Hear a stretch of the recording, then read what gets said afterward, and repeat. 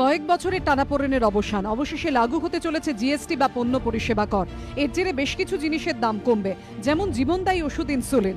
দাম কমবে ছাত্রদের আঁকার খাতা, স্কুল ব্যাগ, প্রিন্টারের। কম করের আওতায় পড়ায় সস্তা হবে আচার, কাসুন্দি, মোরব্বা, কাজু বাদাম থেকে ধূপ, কাজল, সাবান, মাথায় মাখার তেল, টুথপেস্টের। দাম কমবে প্যাকেটবন্দি চা পাতা, কফি, ঠান্ডা পানীয়, চকোলেট, আইসক্রিম, চিজ, মশলা, বিস্কুটের। জিএসটি লাগু হলে ওলা উবেরের মতো অ্যাপ নির্ভর গাড়িতে যাতায়াতের খরচও কমবে। দাম কমবে চাষের কাজে ব্যবহৃত জিনিস, বড় গাড়ি, ট্রেনের স্লিপার ক্লাসের টিকিট, বিমানের ইকোনমি ক্লাসের টিকিটের। পাশাপাশি ফ্ল্যাট, মোটর বাইকের দাম কমবে।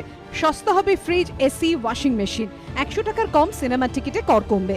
জিএসটি চালু হলে আবার বেশ কিছু ক্ষেত্রে খরচ বাড়বেও, যেমন ফোনে কথা বলা, ক্রেডিট কার্ডে কেনাকাটা। খরচ বাড়বে বিমার প্রিমিয়ামের। এসি রেস্তোরাঁয় খাওয়া ও দামি হোটেলে থাকার খরচ বাড়বে।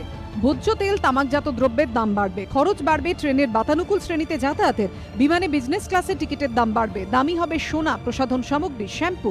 খরচ বাড়বে ওয়াইফাই ও ডিটিএইচ পরিষেবা ট্যুর প্যাকেজের। দাম বাড়বে ছোট গাড়ি। জিএসটির আওতার বাইরে রাখা হয়েছে পেট্রোল, ডিজেল, রান্নার গ্যাস ও মদকে। জিএসটি চালু হলে উৎপাদন শুল্ক, আমদানি শুল্ক, বিক্রয় কর, পরিষেবা কর বা রাজ্যের ভ্যাট, বিনোদন কর, বিলাস কর, লটারি ট্যাক্স, প্রবেশ কর আর থাকবে না। এক জিএসটির অধীনেই সব কর আদায় করা হবে।